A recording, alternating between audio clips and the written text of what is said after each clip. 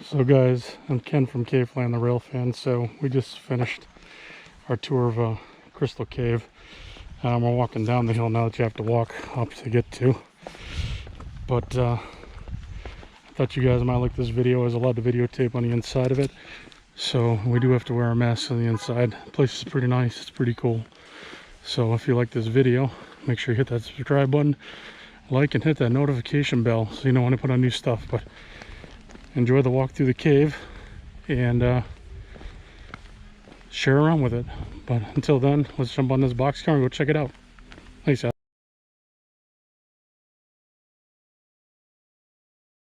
Missed the setback. You're right there.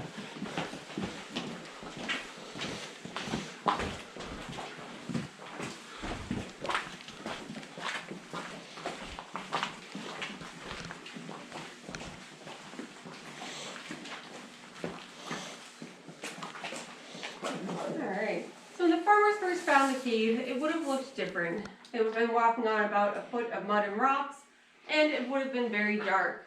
However, this formation would have been one of the first things that they saw.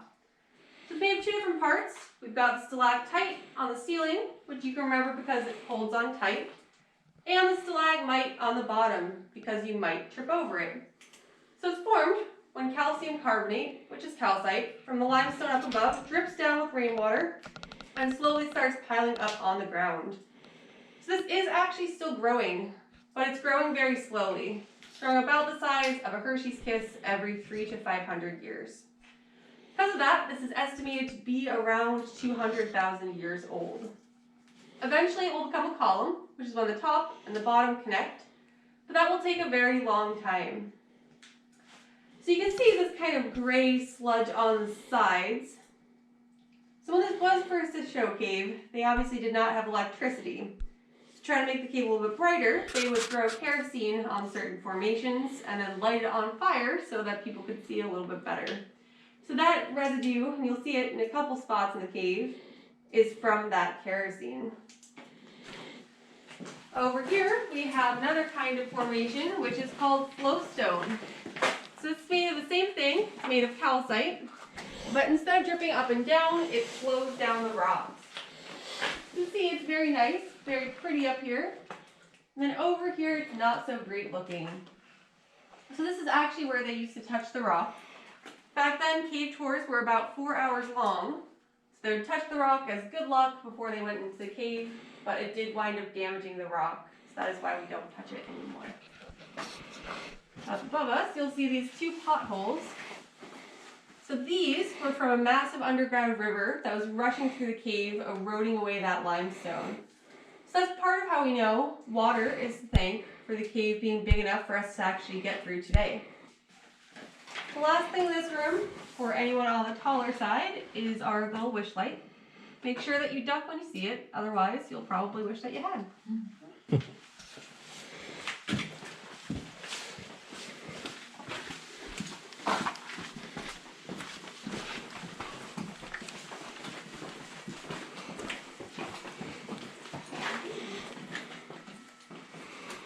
Alright, so this is the smallest room in the cave.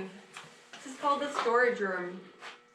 Farmers noticed that it was always the same temperature in this room and thought that maybe they could store some crops here. Unfortunately, caves are also a very humid environment, so their crops actually went bad faster here than they would have on the surface. But we also call it the storage room because these kind of look like moldy green beans, maybe a carrot, giant mushroom. If you don't like mushrooms and moldy green beans, we do also have some cave bacon. So this room was formed when this massive rock up above us fell down from the ceiling. That happened during an earthquake about 500,000 years ago. So it's been sturdy since then, but on the way out we actually go up and over that rock and you can see where it fell down from. The last thing in this section is this little side passage. So if you keep your eyes open as we go through the tour, you'll see a lot of these little side passages that we don't go down. This one in particular goes for about 100 feet back towards the video room before ending.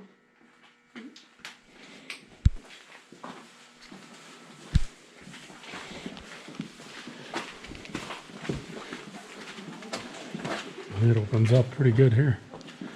We're going from the smallest room of the cave into the largest room. This is the crystal ballroom. The farmers noticed all these sparkly crystals all over the walls and thought that maybe they were diamonds. They went and had them appraised and found out that they are calcite crystals. Not only are they about as valuable as table salt, they actually dissolve in water. They did also find these slightly larger crystals over here and thought that maybe these were the diamonds. But these are the aragonite crystals. They actually are made of the same thing as calcite crystals, but typically they form in water instead of dissolving in water. So right now we are 125 feet underground. Because of that, it's always 54 degrees in this part of the cave. And that's why when people would stay at the inn, they would come down here when it was really warm out during the summer. There were a total of 3 weddings in the cave. First one was in 1919. The fun little fact about that one is they did have a grand piano brought in the cave for that wedding. They had it here for about 2 songs before deciding that it wasn't really a great idea and taking it back out. And they did pay each of those 4 men a quarter each. So that's great. The last wedding was in 1993. But one of the things they would use for their weddings was this rock right here. This is called altar rock. If you look at the ceiling up above it though, what's missing? The stalactite. Yeah, so that stalactite and stalagmite is now going to form. So this rock was found broken off in a different part of the cave. They brought it over here and had so they would have something for their weddings and their baptisms. Back here we have what's called Devil's Den. And this is a little bit deeper than we are right now. It's about 50 feet lower than we are. It's a little bit cooler in that part of the cave. And that's actually where the colony of little brown bats used to hibernate. On the ceiling, you'll see this line that kind of runs through it. So right there. So this is actually part of a fault line. It's dormant, thankfully, so we don't have to worry about any earthquakes now. But it does run from pretty much the start of the cave to the back end of it. And that does tell us that at some point in time, there was that huge earthquake that made rocks this big fall down. Alright, we're going to head up the stairs. Yeah, so typically they would have it either over here or in this region. I think that did depend. So you're talking about the wood one, right? Mm-hmm. Yeah. As far as I know, they would sometimes have it set up over there or sometimes over here. Yeah. Depends on the year. I can't imagine wood lasted too long. When was the last wedding? 1993. Yeah. It's been a little while since there was a wedding here.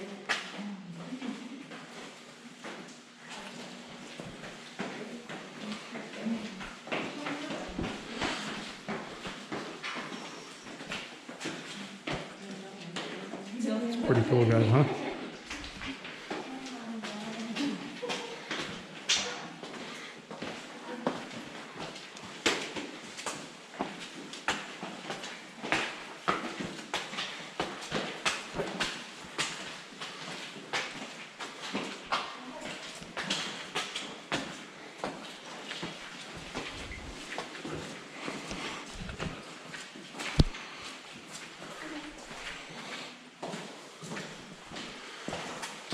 I'm here. Dude, that's a lot of steps. It's the wishing well.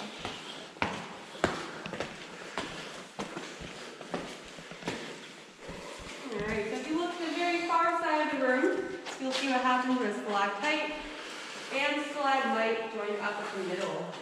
This is the largest column we have in the cave. It's about 14 feet tall, and we actually call it the totem pole because it kind of looks like there are some bases in the rock. This is also the part of the cave with the largest standing body of water. It is right there. Right there. It holds 3.5 quarts of water, but it is always there, so it counts. On this ledge, you'll see our sandcastle rock. You'll notice it looks a little bit different than other stalagmites. And if you look at the ceiling up above it, there's no stalactite again. Unlike altar rock, this did not move though. It grew there. It's thought that during that huge earthquake, the rocks in the ceiling actually shifted, so the stalactite that was above it is now either gone or moved somewhere else. Because of that though, it's a dormant formation, because it's not getting any more calcium carbonate, so it's not going to get any bigger. So the last thing up here is our fried eggs, those are bacon. These used to be stalagmites, but they chopped them down in the 1930s so they could put the path in. However, this is the one part of the cave that if you would like to, you can touch, because we don't really want them to grow back. So, if anyone would like to touch a rock, now is your chance, and then we will keep on going this way.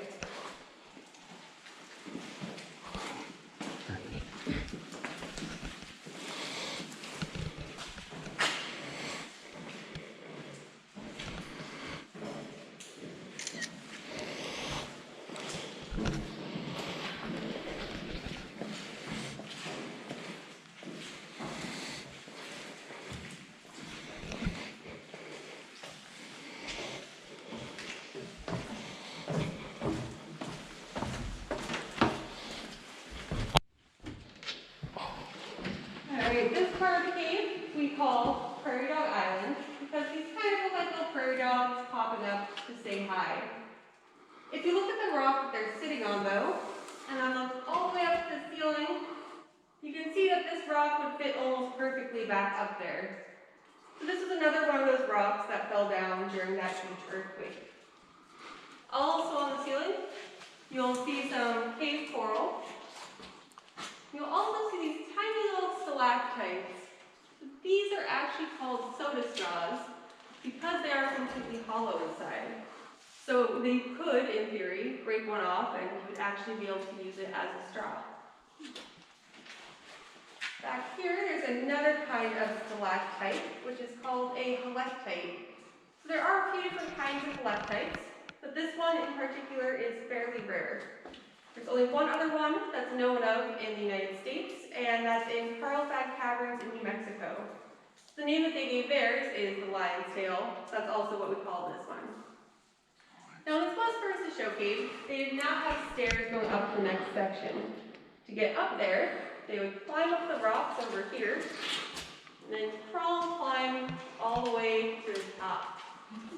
Typically, they'd be tied together with a rope around their waist, so that if somebody fell, you could hopefully pull them back up quickly.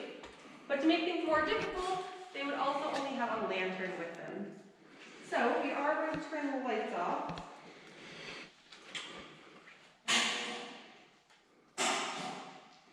So it is very dark, as you guys can see.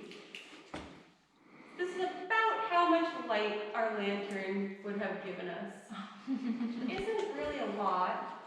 And of course, if somebody fell, you might have to drop your lantern to pull them back up.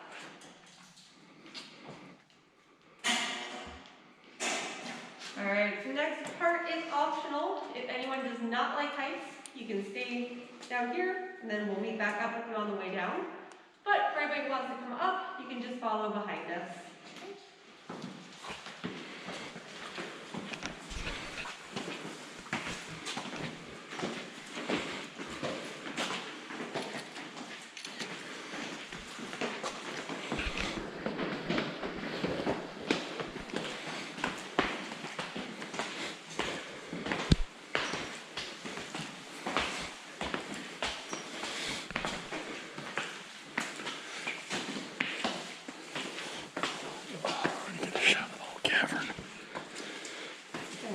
Welcome to Lookout Point. This is the highest point in the cave. You'll notice that it's a little bit warmer up here, and that's because we're actually only about 60 feet away from the surface. Because of that, it's a lot easier for water to get into this part of the cave. And you can see in Cathedral Dome that there are hundreds of stalactites because of that. On the ceiling above us, you'll see all these little tiny baby stalactites forming. So the legend of the cave says that if you get a drop of water on the top of your head, it's a year of good luck. If you get one on your mask, it's 5 years of good luck. And if you get one anywhere else, it's just a free shower courtesy of Crystal Cave. That's it. You got a free shower.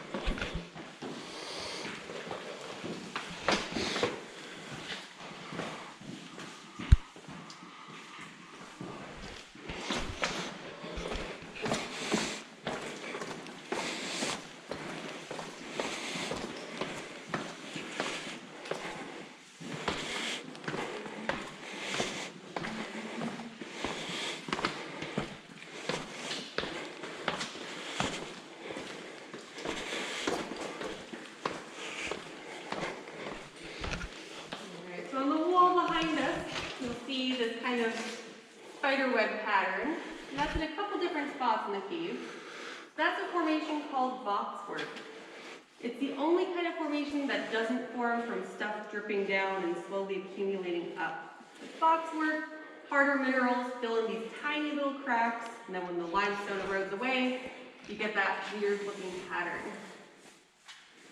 So the first people to make it this far back into the cave were not the farmers.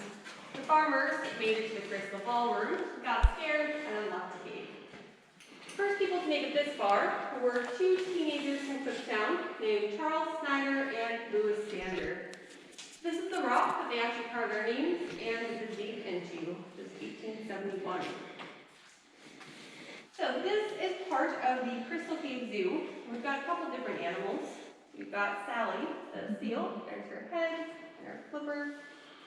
Carl, the three-humped camel, there's 1, 2, 3 humps, and his head. Bucky the beaver, peeking out from behind his log. Speedy, the three-legged turtle. And of course we have the king of the cave, the Crystal Cave Lion.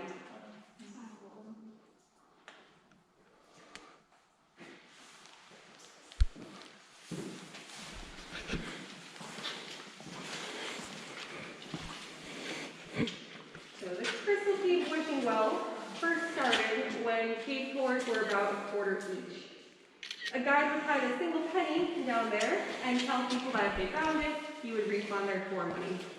People caught on pretty quickly that you're not going to find a tiny penny down there and, be able to find the right one. So they started bringing their own pennies with them. They would toss them down and say, I found the penny. Can I please have my quarter back? But now it is just a wishing well. So if anyone would like to throw change, please feel free. And then afterwards, we'll keep going to the left-hand side of the railing.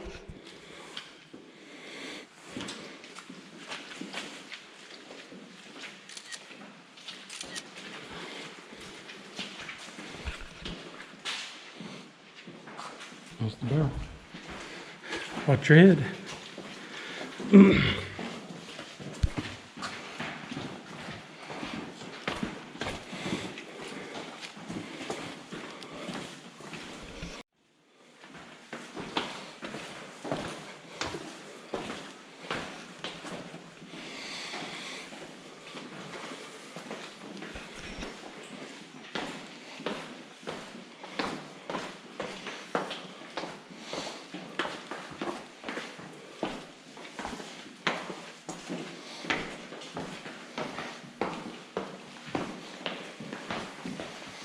Now we're going up.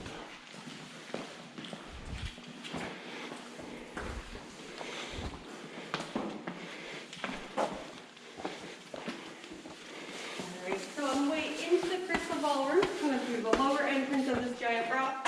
Now we're going back up and over it. If you take a look to your right as we go up, you can see the shale layers that are kind of tilted on their heads, which that is from that fault line. And also on the ceiling, you can see some little crystals here and there.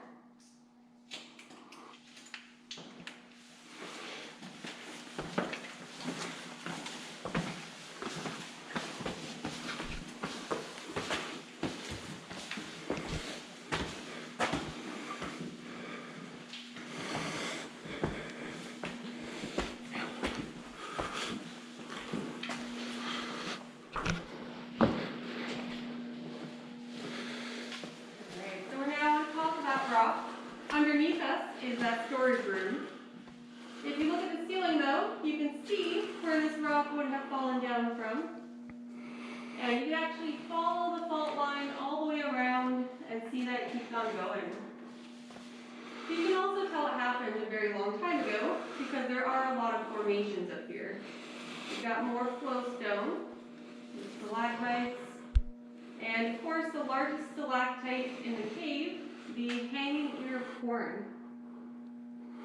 This is about 4 feet tall, and it's estimated to weigh between 400 and 500 pounds. So it is a very old stalactite. We have a couple other small things up here. We have an Imperial Star Destroyer, if anyone likes Star Wars. We've got Snoopy on his doghouse. We have his feet, his head, and his nose.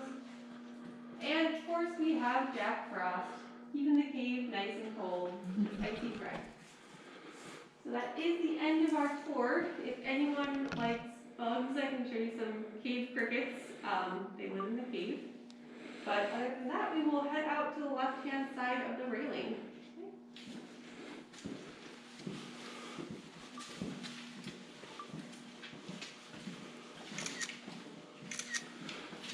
Just be careful because it looks like it's over there. Yeah. Don't know why, but Jack Frost.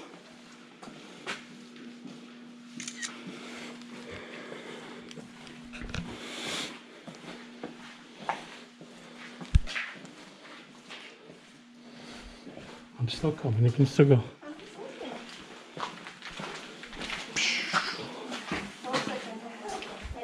An egg, an ostrich egg. Well, everybody, that concludes our tour. I hope you enjoyed that little walkthrough of Crystal Cave. It's here in Kutztown, Pennsylvania. There was a video before we go on the tour, but I didn't want to record that, but it goes over the history a little bit of the cave, which was founded in 1871, and by 1872 or 74 is when it became an actual tourist attraction. We used to hold weddings down in that cave, and they even brought in a grand piano for those caves. But I hope you enjoyed it. But until next time, I'll see you down the line.